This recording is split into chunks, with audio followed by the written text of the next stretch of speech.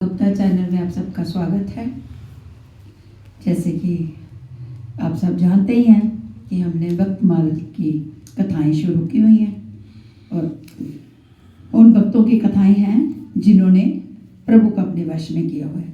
कल हमने आपके सामने श्री सुश्री बदालसा जी की कहानी पेश की थी और आज हम आपके सामने लेके आ रहे हैं यज्ञ पत्नियों की विवरण। तो एक बात हम कहना चाहते हैं आपसे कि हम रोज एक ही कहानी पढ़ रहे हैं, लेकिन हमारा वीडियो कई बार लंबा हो जाता है, बड़ा हो जाता है, क्योंकि कहानी हम आधी अधूरी नहीं छोड़ सकते हैं। हमारी आप सबसे अनुरोध है कि प्लीज़ हमारे साथ सहयोग बनाए रखें और आप सबका धन्यवाद। आप इतने प्यारे प्यारे कमेंट देकर हमारा मनोबल और उत्साह बढ़ा रहे हैं, उसके लिए हम तहे दिल से आज फिर से हम आपका शुक्रिया अदा करते हैं। तो चलिए कहानी शुरू करने से पहले हम गुरु वंदना कर लेते हैं। जय गुरुदेवा, जय गुरुदेवा, जय गुरुदेवा, जय गुरुदेव, जय गुरुदेवा, जय गुरुदेवा, जय गुरुदेवा, जय गुरुदेव। जय श्री कृष्णा सबको।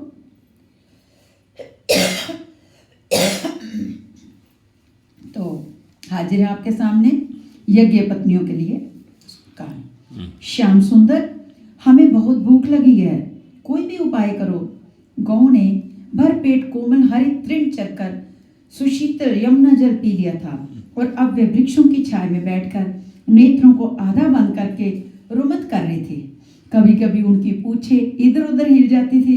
चंचल बछड़े मयूरों बंदरों के पीछे दौड़ रहे थे और कुछ श्री कृष्ण चंद्र के समीप बैठे थे। एक ही शिला पर एक वृक्ष के नीचे श्री कृष्ण और बलराम दोनों विराज रहे थे।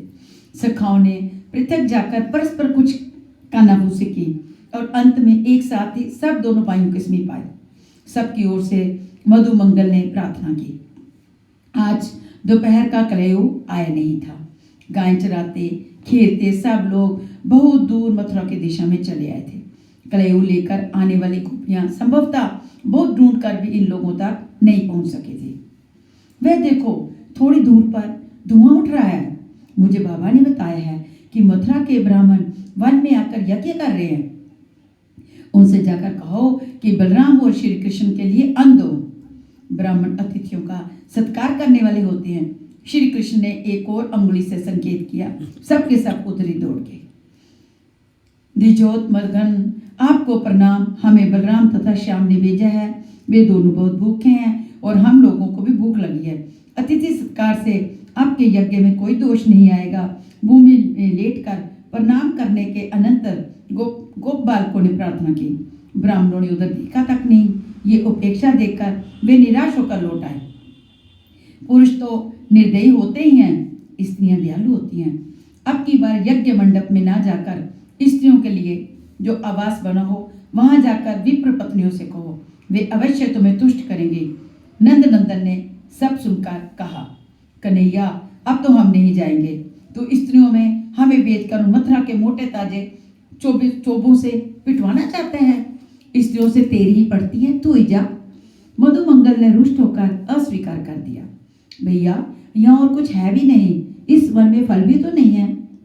मुझे तो इतनी भूख लगी है कि चलने में भी असमर्थ हूँ। मेरे कहने से एक बार आ जाओ, एक बार जाओ। जब वह मयूर मुकुटी अनुरोध करे तो टालने का साहस ही किसमें है। हरी साध्वियों, हम आप सबको प्रणिपात करते हैं। नंद नंदन अपने अग्रज के साथ गाय चराते हुए समीप तक आ गए हैं। उन्होंने ही हमें आपके समीप भेजा है। वे बहुत भूखे हैं और हमारी सबकी भी यही दशा है। कृपया करके आप कुछ भोज्य पदार्थ प्रदान करें। इस पर सुबल ने प्रार्थना की। हमारे सौभाग्य, संपूर्ण नारी आवास में हलचल मच गई।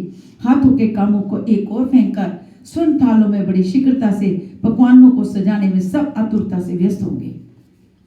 कौन सोचे कि इतना पदार्थ क्या होगा।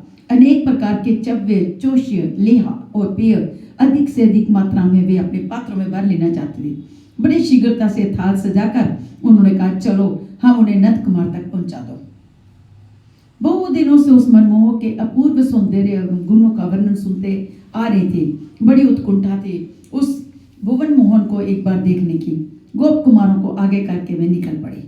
ब्राह्मणों ने देखा कि उनकी स्त्रियां स्वर्ण थाल सजाए गोप बालकों के साथ जा रही हैं, तो वे सुख सुवा छोड़कर पुकारते हुए दौड़े। गोप कुमार भय के मारे भाग खड़े हुए। द्विज पत्नियां वे दौड़ने लगी। केवल एक को उसके पति ने पकड़ लिया। बड़ा दुख हुआ उसे। श्री कृष्ण के दर्शन न होने की तीव्र वेदना हुई। इस कष्ट ने जन्म जन्मांतर के पाप भस्म कर दिए। नेत्र बंद करते ही हृदय में ललित त्रिभंगी वंशीधर प्रकट हो गए। अपार आनंद हुआ। समस्त पुण्यों का सुख भोग हो गया एक पल में। पाप और पुण्य के बिना शीर कैसे टिके? वह तो मुक्त होकर भगवत धाम में पहुंच गई। श्याम हिरण्य परिदम वनमाल्य वह धातु प्रवालन नट वैष्णव वृतासे विन्यस्त हस्ति मित्रेन दुनानमवजम कर्णोत्पालक कपोल मुखा वजहास्म। अर्थात यदि वरदर श्याम शरीर स्वर्ण वाम पीताम्बर धारण किए, गले में वन माला तथा गुंजाओं की माला, सिर पर मयूर मुकुट, अनेक दांतों से शरीर को नट्टों की भांति सजाए, एक सखा के कंधे पर दाना हाथ रखे और बाएं हाथ में एक विकच कमल लेकर घुमाते हुए मनमोहन को विप्र पत्नियों ने दूर से देखा। उन्होंने कानों में अधकली कमल पहन रखे थे, कपोलों पर घुंघराली हल्की आ गई थी और उनका मुख कमल मंद मुस्कान से शोभित था। आकर उन द्विज पत्नियों ने स्वर्ण थाल सम्मुख रख दिए और एक टक उस मनोहर मूर्ति को देखने लगी। आप लोगों का स्वागत। आपने बड़ा कष्ट किया, मुझे देखने आप आई, ये ठीक ही हुआ। अब आप सब लौटे। आप लोगों के पति आपकी प्रतीक्षा में होंगे। आपके बिना उनका यज्ञ कार्य रुका रहेगा। बड़े मधुर स्वर में श्याम सुंदर ने उनसे अनुरोध किया, आप इस प्रकार निष्ठुर की भांति ना बोले। आपने शरणागत का प्रत्याग ना करने की जो प्रतिज्ञा की है उसे सत्य करें।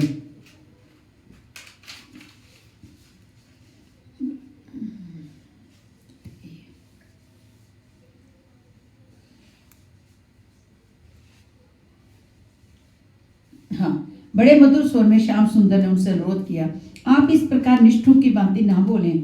आपने शरणागत का प्रत्याग ना करने की जो प्रतिज्ञा की है उसे सत्य करें।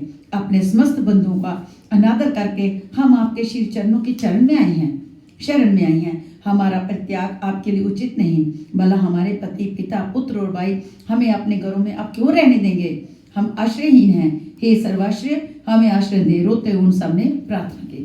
आप व्यर्थ शोक कर रही हैं। आपके पति आप लोगों का अनादर नहीं करेंगे। मेरे शरणागतों का तो देवता भी स्वागत करते हैं। आप घरों को लौटे, मर्यादा का पालन करें। श्याम सुंदर ने विवश किया। इच्छा न होने पर भी किसी प्रकार उन्हें लौटना पड़ा। उनके जाने पर मोहन ने अग्रज तथा सखाओं के साथ उनके लाए अन्न को उत्साह के साथ ग्रहण किया। जो शेष रहा उससे वन के कपियों ने अपनी तृप्ति की। द्विज पत्नियां श्री कृष्ण के पास लौटी थी।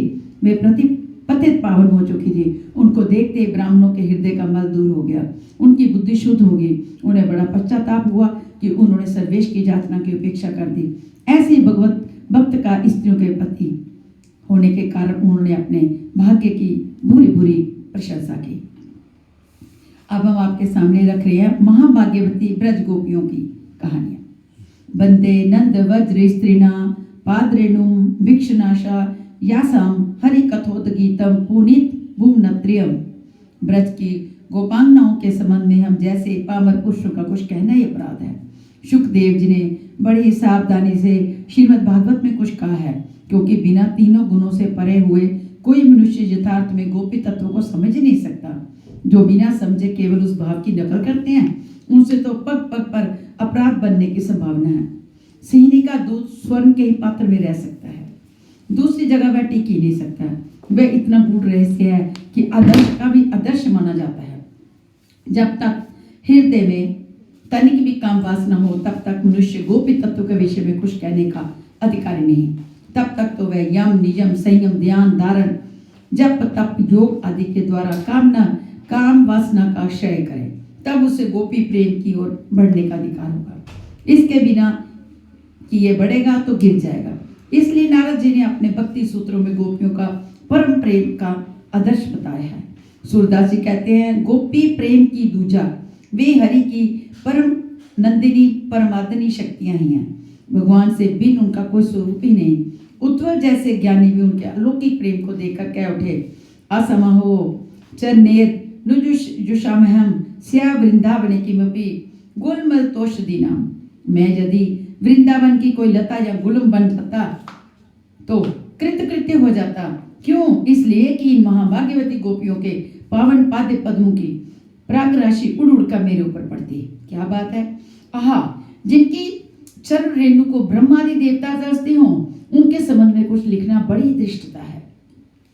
गोपी गोपी कितना मोहक नाम है। भगवान के अनंत नामों को ले लीजिए, जितना मधुमेह स्निग्ध चित्त को हठात आकर्षित करने वाला उनका गोपी जनवल्लभ नाम है, उनका उतना कोई भी नहीं। इसलिए वैष्णवों को इष्ट मंत्र यही है, गोपी जनों के वल्लभ। आहा, वल्लभ का महत्व नहीं, महत्व तो गोपी जनों का है। गोपी जन ना होते तो इन वल्लभ में इतना मधुर्य आता ही कहाँ से। भगवान से एक बार पूछा गया, तुम्हारे गुरु कौन है? उन्होंने कई नाम बताए। तब पूछा गया, असली गुरु कौन है? श्याम सुंदर रो पड़े, उनका हृदय भर आया, कंठ रुद्र हो गया।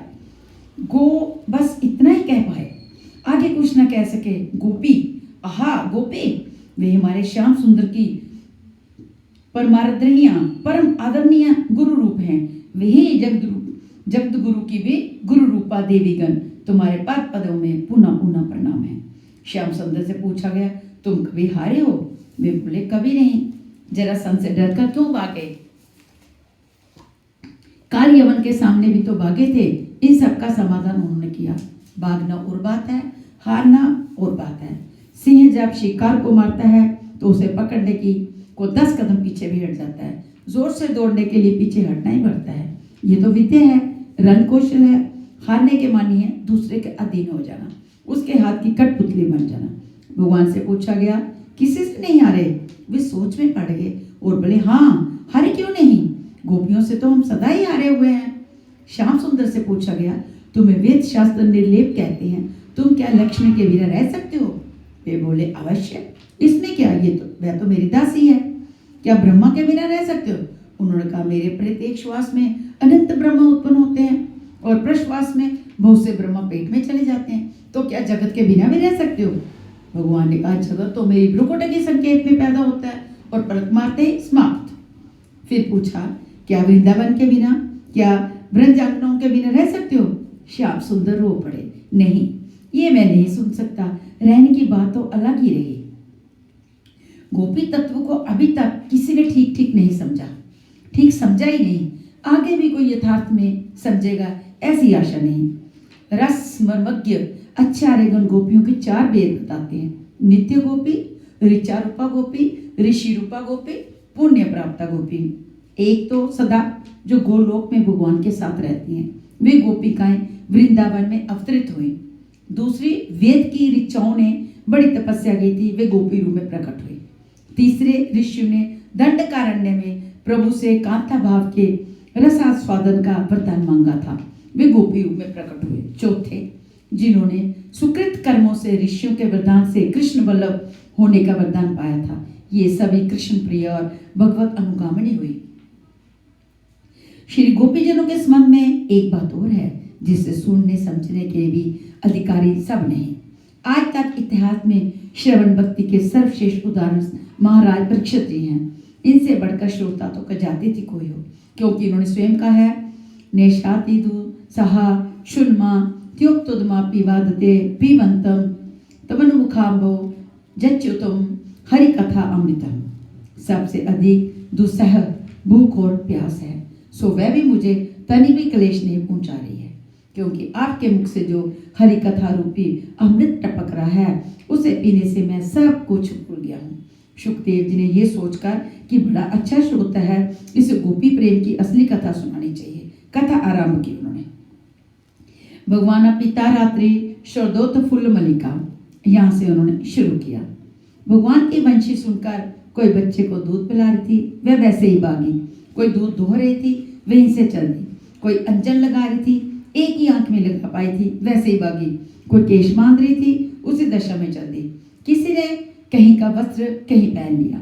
इस तरह सुखदेव जी बड़ी उमंग में वर्णन करते, बीच में ही परीक्षित जी बोल उठे, कृष्णम विदु परम कांतम ना तो भ्रमत्या मुने गुण प्रवाहो परमस्तासा गुणदियाम कथम। हे महामुनि, वे गोपिकाएं तो भगवान को अपना एक प्रियजन सुहृद मानते थे। उनका श्री कृष्ण में ब्रह्म भाव तो था ही नहीं, तब उन्हें संसार से मुक्ति कैसे मिल गई? मुक्ति तो ज्ञान के बिना होती नहीं, और उनका चित्त असक्त था माया के गुणों में। शुकदेव जी ने अपना माथा ठोका। अरे बाप, ये अभी गोपियों को समझा ही नहीं। कहता है उन्हें मुक्ति कैसे मिले? ज्ञान तो हुआ ही नहीं। गोपियों की और मुक्ति, उनकी और ज्ञान की कमी। प्रश्न सुनकर शुक्राचार्य जी बड़े जोर से बिगड़े और बोले, उक्तम पुरुस्तादे तते चाद्यम सिद्धम यथागता दिशनपि हशिकेशम किमुतो दोक्ष जप्रिया। बाबा, मैं तुझे पहले बता चुका हूं कि अरे दुष्ट बुद्धि शिशुपाल उन अखिलेश्वर प्रभु से द्वेष करके ही मुक्त हो गया। सो भले मानुस, ये तो उन परमेश्वर की प्रिया थी, उन्हें प्यार करती थी, उनसे कैसे भी संबंध हो तो सही। जब उनसे द्वेष करने पर असुरों को मुक्ति मिलती है, तो प्रेम करने वालों को और फिर उन गोपियों के उन प्रेम करने वालों को और फिर उन गोपियों को जिन्होंने अपना सर्वस्व उन प्रभु को ही समझ रखा है, उन्हें क्या मिलेगा? तुझे कैसे बताऊं? तो अभी मुक्ति के ही चक्कर में है। इसके बाद श्री सुखदेव जी ने भगवान की दिव्य रास लीला का वर्णन किया, जिसका रहस्य गोपी भाव की सुफरण हुए बना नहीं समझा जा सकता। श्री राधा जी के परम भक्त संत श्री हठी जी ने गोपियों की अपार महिमा को समझकर ही गोपी पद पंकज पराग होने की अभिलाषा निमन मनोहारी पद में व्यक्त की है। को उमाराज रमाराज जमाराज को रामचंद्र सुख कंद नाम नाथ में, को द्यावे गणपति फनपति सुरपति, को देव द्यावे फल लेत फल आदि में। हठी को आधार निराधार की आधार तुम्ही, जप तप जोग यज्ञ काछुवे न साधे में। काटे कोटि बाधे मुनि धरत समाधे, ऐसे राधे पद रावरे सदाई अवराधे में। गीली कीजे गोधन मयूर नव कुंजन को, पशु कीजे महाराज नंद के बगर को। नर कोण तोन जोन राधे राधे नाम रटे, तट कीजे भरपूर कालिंदी कगर को। इतने पे जोई कछु कीजिए कुंवर कान, राखिए न आन फिर हठी के जगर को। गोपी पद पंकज पराग कीजे महाराज, तृण कीजे रवरई गोकुल नगर को। तो यहाँ पे हम विराम लेते हैं। कल हम आपके सामने फिर हाजिर होंगे। प्रभु प्राप्ति के मार्ग का अनुसरण करने वाले भक्तों के बारे में कल हम संक्षेप में बताएंगे। तो चलिए। श्री कृष्ण गोविंद हरे मुरारी, हे नाथ नारायण वासुदेव। श्री कृष्ण गोविंद हरे मुरारी, हे नाथ नारायण वासुदेव। जय श्री कृष्ण।